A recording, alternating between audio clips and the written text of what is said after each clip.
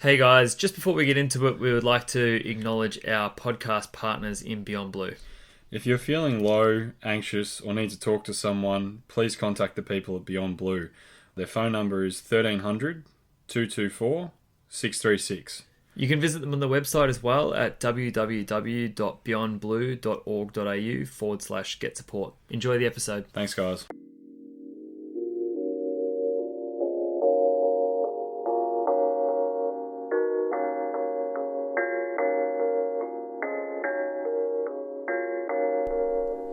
Hello and welcome to the Lystics AFL podcast. I'm your host, John Van Norden, and here with me in person again, the big man, Sean Lewis. Sean, how you doing this week, mate? I'm doing well, mate, but I want you to redo that intro with a bit of gusto. It just felt flat. It's not flat, mate. It felt really flat. Come on, mate. We're in person here. Just fire up. No. Come on. Don't tell me how to be. I can Just be this way. give me something. Well, look, we know that some of us can be happier about the content of this episode than others, but as a Pies fan for a long period of time, Some might even say a lifetime. I'm just not going to do it. Well, it wasn't a lifetime. So I think I switched to Essendon when I was in grade 2, and then I switched to Geelong when I was in grade 4, and then I switched back to Collingwood. So all bar 3 years. I've been a Collingwood supporter, but I had a fickle 3 years in primary school. So Yeah, and I think, those fickle 3 years, you might have actually seen a flag if you had stuck with either of them. yeah, I think I was actually just flag dodging. I think I changed from Essendon because they won the flag in 2000. I think that's when it was. I didn't like all the attention. Yeah, but you did get one in 2010. So Yeah, I got there in the end. But I mean, we're obviously doing the trade wrap episode, so we wrapped up all of the days of the trade with the exception of the final day. We forecast what we were thinking the trades would go for, so we're just going to go back and compare what happened, and then talk about the hot mess that was the Pies. So it'd be good to get into. I mean, there's been some changes since then as well. So in classic AFL fashion, changed the rules after the exchange period, so you can't plan for it in your trades. yeah, it's really helpful for AFL teams when they do that. Super helpful. It's just like they change the bidding system as well to mean that you can stockpile points this year rather than having to keep the amount of list changes. You didn't see that one? No, I did not see that. Yeah. So wow, they are just for this year. So they said because list sizes changed this year and clubs could have traded for future picks in order to think. Oh, I did see this. Yeah. So look, it makes sense. Hopefully there's a caveat in there that you can't take in 30 picks. It still has to be the total amount if you had 44 or whatever it was list spots. But hey, we'll let that go. The other rule changes though, I'm not a fan of rule changes at the best of times. I just think that you just need to let the game settle because it always gives somebody an advantage and somebody a disadvantage when everyone's been training or planning or drafting for a particular thing. And what ends up happening is that because of the constant changes, the changes at the moment are reducing interchanges from 90 to 75. The new on the mark rule, which should mean there's going to be a whole lot more 50-metre penalties and less ability to defend in transition. And we all love 50-metre penalties so much because they're such a balanced penalty in the course of the game. I know. They're going to decide a few games with that, which is annoying. But as I said, it really dictates the way that people plan their list, and then they change the rules again. So people that were planning their lists at the time where the Pies were winning the flag back in 2010 would have been planning for lots of explosive players because you could just have as many rotations as you want. People that are planning their list now as rotations continuously drop will pick more athletic players that can stay on the ground for longer. But if they change the rules again and increase it, then all of that drafting will be for naught. It'll just be drafting for the wrong system. Yeah, well, we saw what happened with the Dogs with the third man up. They had a list built on that third man up. They won a flag with it. And then, they went and said, no third man up. So all of a sudden, the Dogs are left high and dry without a ruckman. Now, they could have gone and got one, but, that might have affected their overall build or their cash payments or whatever. It just, I mean, like, I believe that the game will eventually correct itself. So, initially, you're always going to go to defensive movement. So, we will see a drop in scoring off the back of these rule changes. Yeah. Because clubs are going to be so cautious and so defensive with them that, the intended effect is null and void. Because at the end of the day, if you can stop your opponent scoring and you can score one more point than them, then you win. The free and fast football that they're after, that's a natural evolution.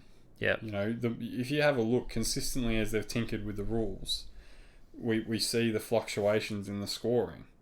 And, they're talking about we want more Dusty Martin moments. And it's like, well, what do you mean by that? More one-on-one? Well, if that's the case, then, confine every player to a section of the ground, you get your one-on-ones that you're after. Yeah, it was such a stupid comment to make that Dustin Martin moments thing, because it just shows that they're not thinking about the long-term future of the game. They're thinking about how the game looks when one player plays the game and what it looks like for that player. Because you remove Dusty from the competition, and would you change the rules? And probably. I mean, I still think that they're intending to do the same thing, but the idea that they have this, how can we create more moments like that? Footy's good because of the struggle. I love the struggle. I love arm wrestle games where it doesn't feel like a lot is happening. I mean, there's crap games, and that's a different thing. They're generally not played by the better clubs. But at the end of the day, if you want to improve to defeat these defensive issues, improve the bloody skills. Yeah. Put more money into the grassroots and developing a better elite pathway into the AFL. And we've spoken about this before in saying that, typically they're only developing an elite pool of, 30 players per draft who are truly going to make it. If they can get that number out to 50, which means that they have to invest in under 12s today, then you know what? In 5 years' time, doesn't matter what the rules are. If the bare minimum is that a kid can kick 30 metres accurately on both sides of his body, and that's the 50th player pick in your draft, and it's not a rare skill to be able to do that, lo and behold, wherever the player stands on the mark, whether it's at the 45 or directly in front, doesn't actually matter, because the person can hit off both sides of their feet. Yeah. And if you improve kids' IQ, they can work their way through the zones. Their football IQ, it all comes back to fundamental training, and that's what really drives me nuts, is that all these are just superficial. Because coaches are smart, they're going to figure their way around this. And you know why Dusty's good? Because he's got individual brilliance, he's got individual skill. Yeah. And he's got better skill than other players playing on him. Yeah, he totally does. I mean, that's the hardest thing about this. Not the hardest thing, I mean, it's just AFL football. It's not. There's a lot harder things in life, but it's one of the stupid things about it is that they're creating a system which actually devalues skill by putting a premium on endurance and the ability to stay on the ground for long periods of time and the ability to not concede points. So somebody like a Blitzar's value goes up because he can play highly defensive football for long periods of time. And he can move into the midfield and play a sort of tall defensive role. So you're actually creating a system that benefits athletes rather than footballers. And you're creating a system which actually gives people like, I don't know, I've joked about this in the past, but people like me who growing up didn't play a whole lot of football, but man, could I run and jump and stuff.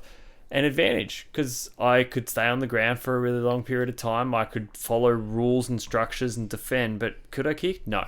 And is this going to be the way to get us through? No, it's not. As you said, investment in grassroots, it changes everything because you increase the talent pool at the top, and the allowance of settling of the rules so that different teams can come up with structures and systems to beat the best team rather than every team adjusting to the new rule, which favours the teams that are already on top. Yeah. So, look, it's funny because, I look at the rule changes. I don't really have an issue with reducing the interchange caps. It doesn't the interchange cap is whatever, like 75 per match.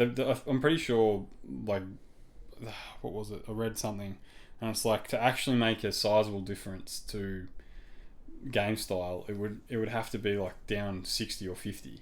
Yeah.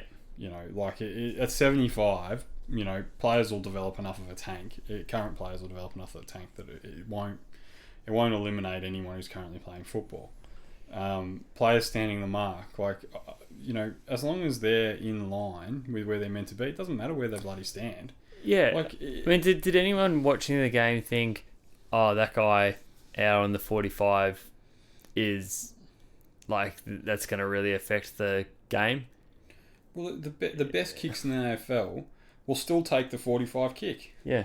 So it comes back to skill again. I mean, like what? It's because you're protecting the corridor potentially. Well, that's what they're trying to do, because it's the 45 back into the corridor. Yeah. Where players, they come round to about 30 degrees off centre and want to trap them down the line, want to encourage the kick down the line. Whereas this is protecting it, which is fucking sorry for swearing.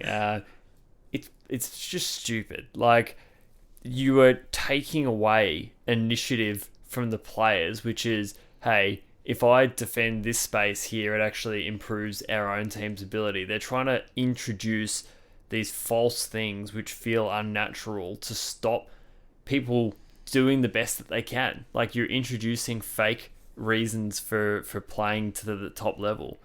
I hate all of that additional restrictions. But they're saying here, so this is the rule. Players standing the mark. Defending player will only be permitted minimal movement, lateral movement on the mark. If they move off the mark in any direction but prior to play on being called, a 50-metre penalty will be applied. Like, and the defensive team is unable to substitute players in the mark. So that's that rolling zone. Yeah. That's what it's about. But when you sit there and think about it, what they're saying is that you have to stand the mark within minimal move. So you basically, if the mark is, if you man it up and you're 5 degrees off centre, so you're within that 1 metre, say, side to side, you actually can't go left or right until it's called play on. So, when someone's lining up for goal and, you're running in to do the mark, like, where you close the gap on them to try and trick them with distance. Yeah. Looking at this, you have to run directly at them. You can't run from an angle. You can't run from the side. Yeah. So basically, if we've got a kick after the game where we've got 10 blokes standing the mark, that'll be a 50-metre penalty. Yeah, exactly. On technicalities. And it's stupid as well, because it's going to create so many 50-metre penalties when what a player is trying to do is line themselves up between the person taking the kick and the goal. But what they'll get penalised for is because they're not in line with, like, a dead straight line down the field. No. The line is always to the centre line of the goal. It'll be someone lining up to cut off that next obvious kick, which is your job defensively. Yeah, I know. It's just stupid. And then probably the sneaky little one at the end there is the location of the marks for the kick in. They've pushed it back another 5 metres. So it was 10 metres from the edge of the 9 metre square, and now it's going back to 15. And I mean, the thought process is that extra 5 metres means you might get over a zone, but the zone just adjusts. Yeah, just swings 5 metres further back. That's not how things work. Like, yeah. I mean, maybe if you're lightning quick, you might be able to run through a gap in the zone and get an extra couple of metres. But when's it going to be that the kick in gets taken from the 50-metre arc? I don't know. Like, as in the 50, you can't touch the player taking the kick in inside the defensive 50. They can choose where they're going to kick it out, and it's just. But again, we just roll back the system just rolls back and it covers the issue. I mean, look, like, I'm a bit like probably most football fans and probably most listeners, and I'm not by any sense of the imagination an absolute purist in football. I think there's been some really good changes that have happened, but these little tweaks that are happening every second or third year, they are just causing havoc, because it allows no team to be settled, and it doesn't allow teams to adjust. Like, footy evolves, and it takes 5 years, 6 years for the defensive game plan to be overtaken by the offensive game plan. Yep. And it happens in cycles. It always has. We can't keep trying to artificially manufacture these cycles. Yep. It doesn't work. I mean, basketball don't adjust the rules every year just because the NBA drops from an average score of 110 to 92 one year because all of a sudden, every team's great defensively. They don't adjust that rule. No, they let people learn. Okay, then we can shoot threes. We've got that's the way to get through now. And then now that threes are being shot, okay, now this new way is the way to score and play offense, and they all adapt. Yeah, exactly. And that's the thing. Like, there are some teams out there in the NBA who are really good at defending the three. So then when they come up against the Rockets or the Warriors, who are high volume 3-point shooters, naturally those teams score less against those. But the trade-off is, and Boston's one of those teams, is that, they don't do well against size in the middle. Yeah. So, when they come up against team that play, big ball in the middle, with the exception of Philly, generally Boston struggles. Like, big men kill us. Like, Bam Adebayo absolutely tore us a new one in the final. So it's just a natural part of their system that generally scoring is about 100. Some years it's 110. Some years it's 95. It's rocks, paper, scissors. Like, we create a system that beats this other system but loses to this other system, and that's, you don't see any of that in footy at the moment. They're all just progressing towards the average mean. But you flick back to 2000 and you go, well, Essendon, Brisbane, then we entered the defensive phase. Like, I can remember, the cries in 2005 and 6 with the hugely defensive football of Sydney. This is, it's crap for the game, it's low scoring, it's this, it's that. Some of those games were the best contests I've ever seen. Yeah, really good grand finals, weren't they? Yeah, and they create the Leo Barry moments, not the Dustin Martin. They, just as equally exciting. And then you saw Clarko brought in the zone, and then we had Geelong freewheeling off the half back line, and we had St Kilda and Collingwood playing boundaries, St Kilda playing that mobile agile game. Like, we've had evolutions in the last 20 years, but it's just like, since the Dogs won, we don't want to allow natural evolution for some reason. Yep. We just want to change the rules so it's high scoring. So, and scoring is not the only thing that makes the game exciting. We're going to jump into the trade review now, because we could talk on rules and the running of the system for a long time. We will try to whip through this pretty quickly as well, because I'm on a deadline, and we have already covered most of why we think the value should have been a certain way. If you didn't listen to the trade day episode, then it's still worth a listen, and in conjunction with this episode to sort of hear our thinking, but we will work our way through all of those trades. So Jeremy Cameron, it did get done. It took until the death, but our final verdict was that it would get done for 13 and 15 heading to the Giants for Cameron and 52. And the actual trade ended up being 13, 15 and 20 for Cameron, and a 2021 second round, or 21 second round picks. That's right. Yeah. So it's actually a little bit lower value for the Giants.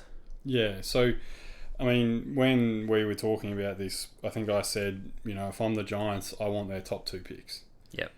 Turns out the Giants we want all their picks in the first round. But what they gave back in their 2021 second and 2021 Essendon second, which came from the Caldwell trade, effectively meant that rather than our scenario, which had Cameron valued about pick 4 with 13, 15 to them and only 52 going back, and I think even they were offered maybe 13 and 20, maybe not 13 and 15, from what they were rumoured. Even that would have been better than what they ended up trading, because, taking this year's positions, and John will talk through a little bit of a ladder at the end, but, kind of assuming Essendon's around about, 14th this year, GWS squeak into finals next year, that would be, pick 22 and pick 28 without any, restricted free agencies picks coming in. So if you take all that into account, 13, 15, 20 for Cameron, effectively next year's 22 and 28, it values Cameron out to pick 7 rather than our value, which was up at pick 4. So in a way, I think, John, you probably summarised it the best in saying that, the Giants wanted to be able to turn around and say, we got their pick, we got their first round picks. Yeah, we got 3 first round picks for Jeremy Cameron, but in doing so, they've actually cost themselves some value. Those 2 picks next year are going to be really valuable for the Cats. And in fact, if Essendon don't perform, that pick could even be higher. Yeah, you could. 20. Yeah, it could end up sneaking higher than pick 20. You're right. Ben Brown ended up getting done as well. I think we had it as 26 for Brown and a 4th round pick. But we did say that it was going to be messy. The reason that it hadn't already been done was that there was going to be pick shuffles left, right, and centre. And what ended up happening was that it was 26, 33, and a 2021 4th, which we've projected to be about 68. That's Brisbane Lions 4th. That's Brisbane Lions 4th round pick for Brown, 28, North Melbourne's 2021 4th round pick, which is about 56, which values Ben Brown at about pick 38. So it was a really good trade for Melbourne. I mean, getting a guy who has kicked 60 goals 3 years in a row. He had an average year last year, of course, but this year, of course, but it's a really good return for Melbourne and gives them the target that they thought they would have. Yeah. I think our value on our trade was pick 35. It got done for pick 38, so we weren't too far off the mark. It was a bit like what I think I said in the trade was that they want Melbourne's pick 26. Yeah. And they got it, which is good. I think that comes back to that philosophy of having the highest pick in the trade. Yeah. So, I think for North, as we spoke about, they devalued their hand. In this instance, potentially 20 picks they've lost in like if we're talking, it's equivalent to pick 38 value. And you and I kind of said, it's probably worth about pick 18. That and this is what we get at when clubs openly push players out like this. This is what happens. You cost yourself so much value, and I mean we'll talk about it obviously a bit more in depth coming up, but it really did hurt them. So yeah, they still got a reason, effectively an end of second round for him, but it's certainly nothing of what they could have got had it been less controversial. Yep. Totally. I mean, we said that Tom McDonald would probably get done, but it didn't end up happening. I think that's probably a fine scenario for everybody. Tom probably swings back in 2021. Hopefully.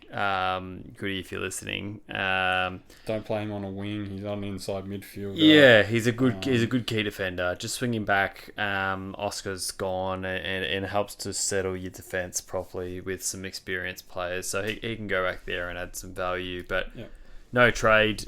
Similarly with Josh Dunkley, it didn't end up getting done. This was probably a bigger no trade because Essendon. And look, I say Essendon like they're a big part of this, but Dunkley announced that he had his preferred destination as Essendon, and then he requested a trade. So that public announcement probably makes me believe that Essendon asked him to make that announcement. I don't think it makes sense for a player to come out and announce without the club being okay with it. But the fact that it wasn't able to get done after that is probably on Essendon not willing to pay probably what the price that they set by making someone like Dunkley say, I want to come to your club and I'm still got 2 years left on my contract. Yeah, I mean we said it in the podcast. I think that it's a bit of a device of Essendon's own making in the Joe Danaher scenario. Look, the Bulldogs openly set the price for Dunkley as 2 first round picks by what it was told.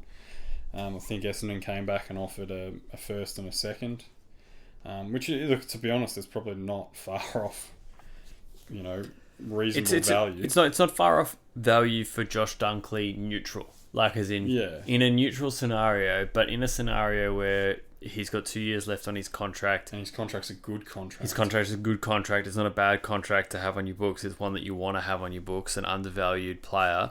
And he's announced to the world that he wants to come to your club, which is a risk as well. When you have people come out and publicly commit, you are then beholden to get the trade done. So it increases the value as well. and they just didn't offer the value, so that trade didn't get done. I mean, is there okay? So here's the thing: is this scenario? So this is the second year in a row this has happened. So Danaher last year with Sydney and Papley obviously with Carlton. Now Joe Danaher has left and ended up in Brisbane, but Papley stayed. Is this with Josh Dunkley? Will players come out and nominate when they're in contract again? Probably not. I mean, I don't think they should anyway. And I think that's probably the most benefit that you should be able to get as a player when you come out and nominate if you're out of contract, is that the club should just deal with that because you're not in contract. But in this scenario, clubs have shown that they are able to hold players, especially with 2 years left on the contract. And I think it's the right thing to do by Essendon. I thought Essendon would do the trade because Josh Dunkley's what they need. Yeah. But if you look at it from a different perspective and you say what Essendon actually need is a rebuild, then they don't need Dunkley, they need picks. And they're more likely to get good picks by using picks this year, and they'll finish lower on the ladder without Dunkley. Even though he's only one player, he is what they need to start winning more games. They'll get lower picks and they'll go to the draft again. So it was a fine no trade. I didn't like the public commitment part of it. So here's the flip side of that public commitment, and it's probably what Essendon would say is that Essendon's made the approach. Dunkley's obviously interested, and then the Bulldogs are going, well, we're not trading a contracted player when Essendon's approached them. He's got to tell us he wants out.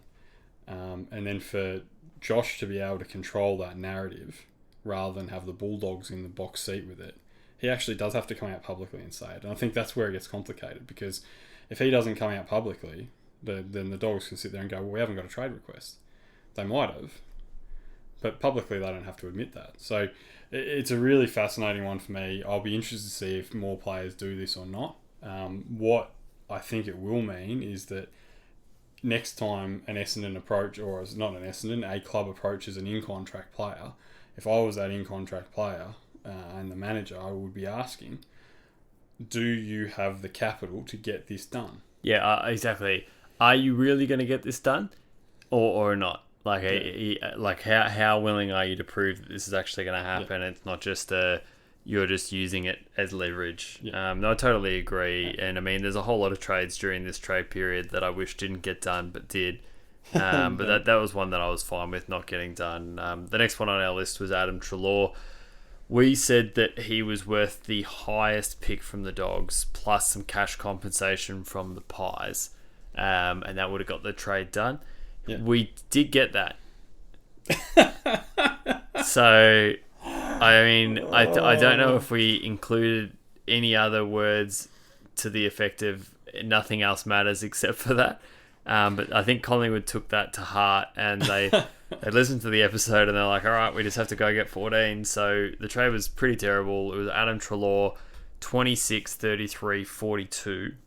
So 26 and 33 are what you got for Stevenson and yep. R2. Yep. For 14 and the Western Bulldogs future second round pick. So it values Adam Treloar if Western Bulldogs, if that pick's worth 30, so Western Bulldogs just make finals. Finish sixth. Yep. Finish sixth. Then or seventh, I think that is. That ends up being about pick 64's value for Treloar, and I think we're also paying some of his contract. So, look, wicked deal, mate. We can cover off. Let's just, because we are running a little bit out of time, so let's cover off the Pies trades right now. The other one was Tom Phillips for 65. That's a cash dump. Yep. We said 45 would have got it done, so 65. That's another 20 picks in the favour of the Hawks. Good work, Hawks. Yeah, that's a real cash dump, that one. Stevenson was probably the one that hurt the most. So that was Jaden Stevenson, R2, and pick 39 for 26, 33, and 70, which values R2 and Jaden Stevenson at pick 21. We had Stevenson valued at pick 11 because he's a talented young player.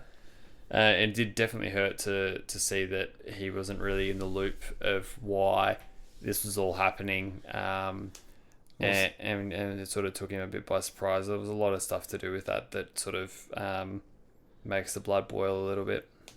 Yeah, I mean, we can touch on it in a minute. We can run through these a bit quicker. But effectively, the net result is you traded Treloar, Stevenson, and R2 with pick 42, and you got pick 14 and the 2021 Western Bulldogs second round pick as your compensation. So Yeah. And pick 65 if you throw Phillips in there, just to try and lift it up a little bit. But effectively, you've traded out two best 22 players. Phillips, arguably on the fringe, and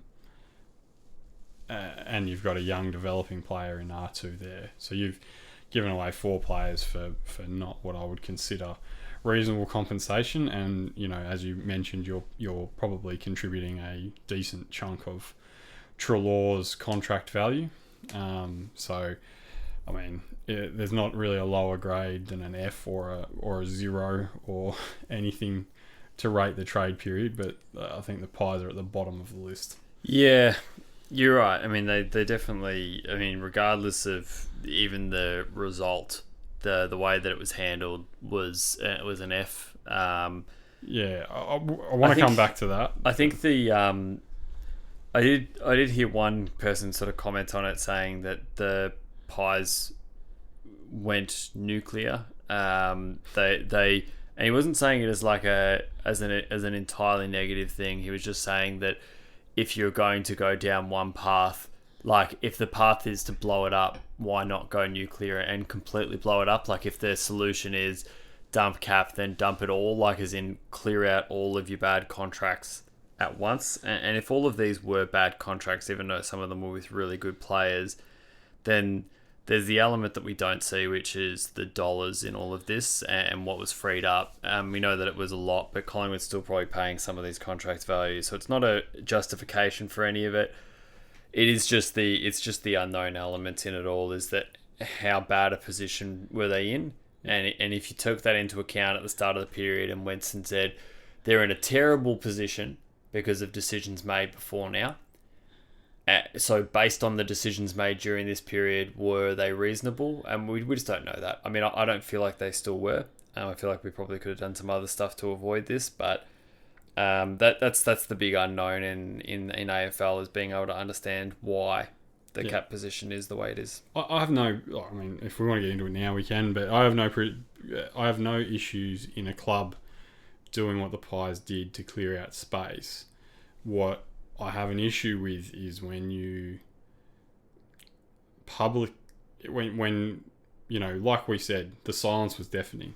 Yeah. So we've got all this stuff drip feeding through the media, and then publicly we've got players commenting, and you're getting no response from the club, and your president's sitting on breakfast radio every morning saying nothing about it, and I think the response was that, we will not be commenting on this. And then you've got, after the trade period ends, your list boss comes out and says, "Oh, it was only a small part of it, the salary cap." And then Bucks says, "Oh, X, Y, and Z." And then 2-3 days later, all of a sudden, it all comes out. It is cap. Of course, it is.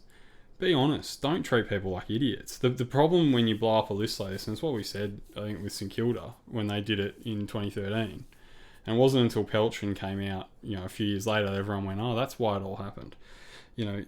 Be honest with people. We're not silly. Like, if you want your fans on board, tell them, okay, look, we're just not going to get to where we need to get to if we don't jettison some of these contracts. We've put ourselves in this position. Yes, we've stuffed up, but we now have to turn over these contracts. Yeah. And then the other thing is that publicly you're admitting that you've stuffed up, and you're not throwing these players to the wolves. No, you're completely right, because what you're coming out and saying is, if the alternative is that we breach the salary cap, which makes us not an eligible team for the AFL, we probably lose our draft picks for the next 2 seasons if we're found to be knowingly breaching the cap. And probably these players will have to be delisted anyway because we will have to make room for it and they'll be picked up by other clubs as will their contracts. So this is why we have to do it. And it's not good. And we take full responsibility for the fact that this is a mistake in our management or previous management. But it's not the fault of the players. It's fault of it's everything else. And we wish them all the best and we'll try to do our best by them. But yeah.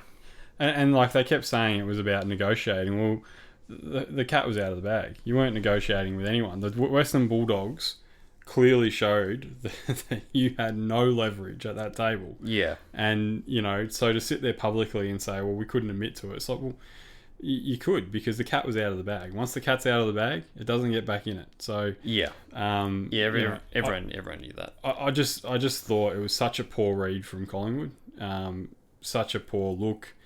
And I really do feel sorry for Pie supporters like yourself, mate. And to be honest, like I think a lot of our chat groups have been pretty held reserved in their commentary around it for the reason that it would suck to be a Pie supporter at the moment. Yeah, I reckon it's one of the first times Pie supporters have had real sympathy because people are like, I would fucking hate that to happen to my club. I've already dropped the F-bomb once this episode. I can re-bring it out again. I would hate that to happen to my club. And that's sort of what's happened is that some of my favourite players, Phillips wasn't one of them. He definitely grew on me in his better years. But Adam Treloar was probably one of my favourite players in the competition, let alone at Collingwood. And Jaden Stevenson was as exciting as they are to watch, as they can be to watch. So it was really disappointing. I'm going to move on to some other less disappointing things so that I can get over it.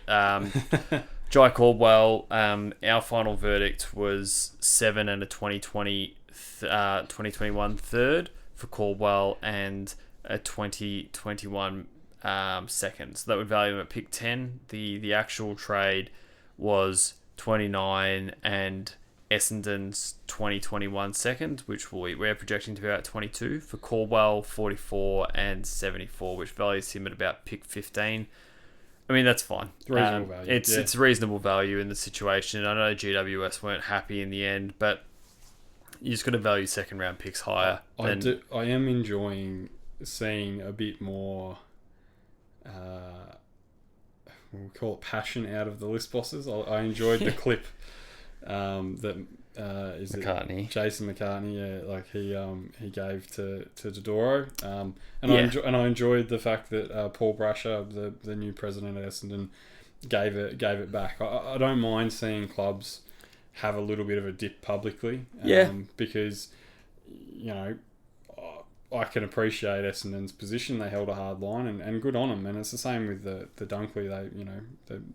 They did hold their line and they stuck true to it, but it's okay for other sides to be unhappy at you. It's okay to be hated. The problem with all of this is that because there's so much of this going on in all directions, every one of these club managers or list managers has done the exact same thing in reverse to another club. So that comes out very quickly. You just seem like a hypocrite because it happened to you. Yeah. And that's true. What happened here is they're just being hypocritical. Same thing happened with Jackson Hatley, who ended up just walking to the preseason draft.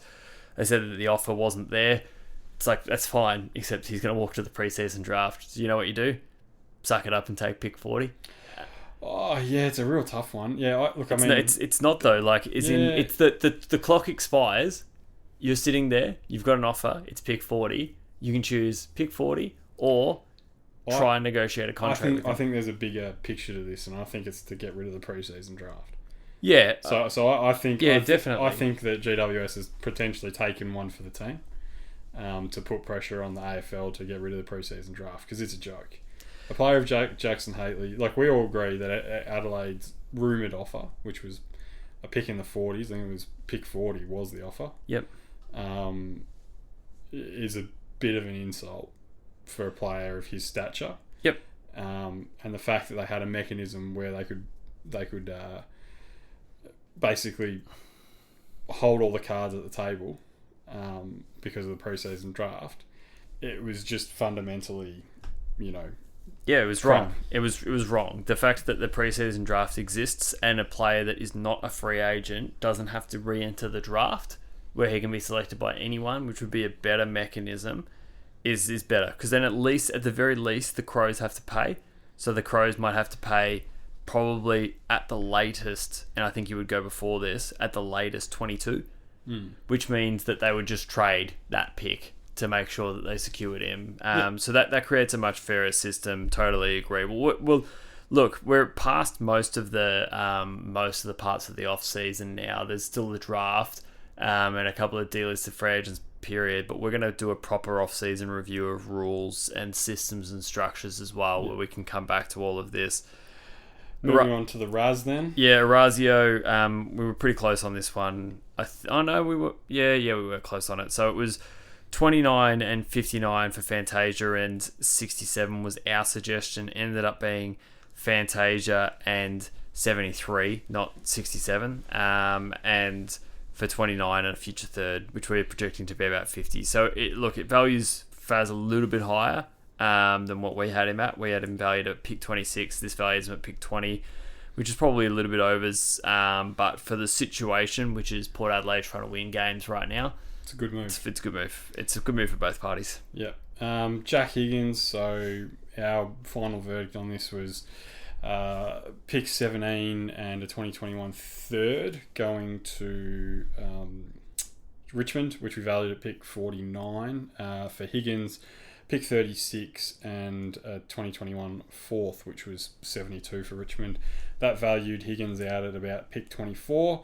The actual trade was Higgins, pick 21 and Richmond's 2021 fourth, which was pick 72 for 17, and St Kilda's 2021 second round pick, which is projected at 31 for us at the moment, which values him at about pick 26. So we're pretty damn close on that one. Yeah, I mean, that one we had it as their second round pick with a future third, and what ended up happening was their St Kilda's first round pick being involved and a higher pick going back to St Kilda at 2020 second, coming back to Richmond, sorry. So we didn't project that Richmond's first round pick 21 would be involved in the trade, which is sort of what threw the value there. But I mean, same.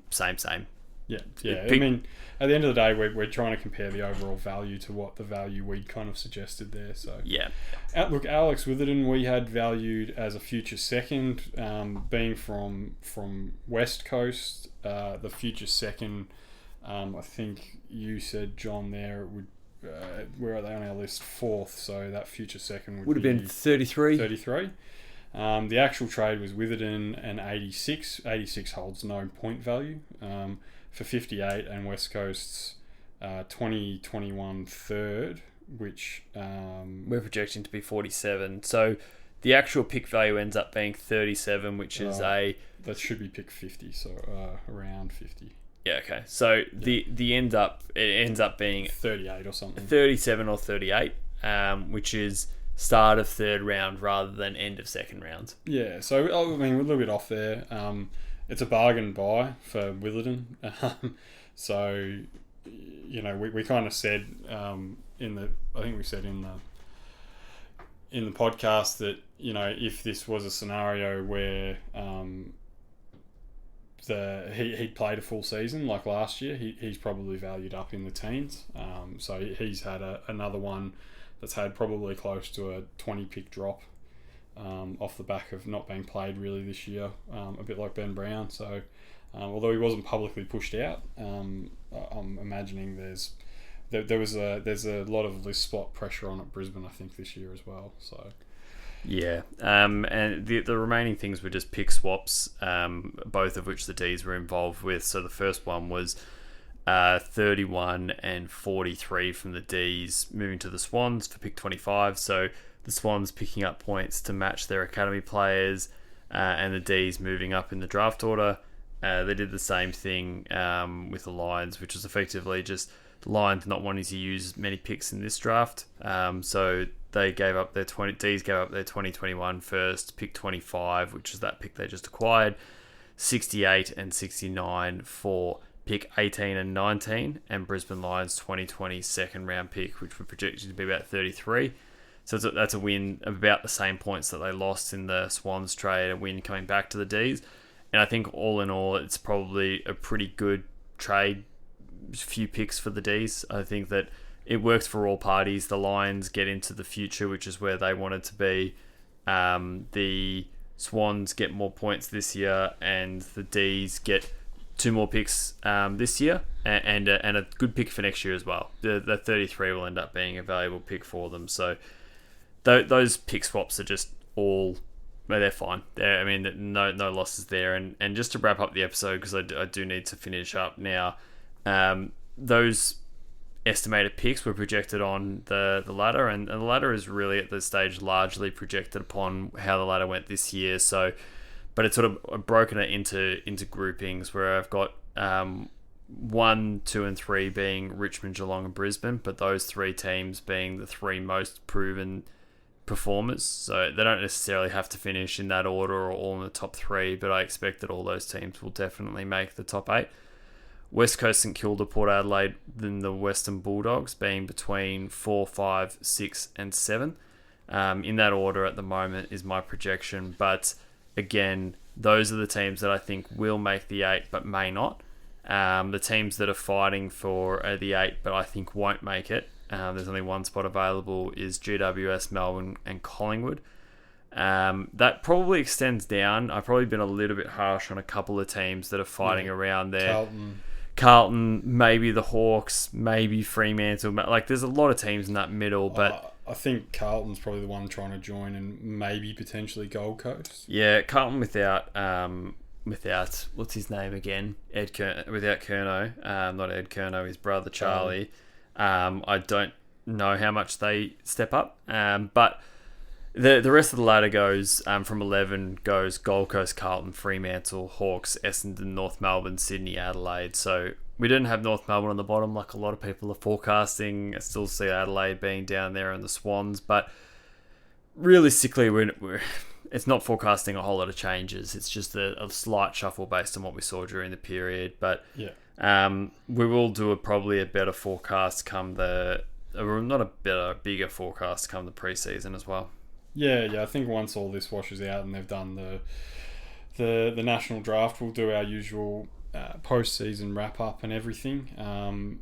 But yeah, I mean, look, I think probably the tone of this episode from John is probably just get this done, not only for time pressure, but also because he doesn't want to think about what the Pies gave up. But it'll be good when I think the next club up might be the Pies for the list analysis, so...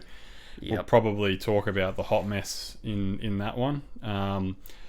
But yeah, it's been a really fascinating trade period, and there's a lot of backstories and stuff that have gone on. And, you kind of wish the coverage was a bit better because it had a lot in it this year. It's probably one of the more exciting trade periods I've seen, and especially the last 5 minutes where... probably Ken Wood got smashed with about 30 emails. But yeah, so overall I think there's some big winners and some big losers from the year, and probably the biggest winner has been the Dogs pushing into that likely to make the 8 group, as John's identified, and Collingwood probably falling out of it. So I guess that's probably about a wrap up for us, mate. That's about it, mate. Take us home. Yeah, so just so everyone knows what's coming up, we've obviously got I think about 6 list reviews to do, which we'll get through over the next few weeks.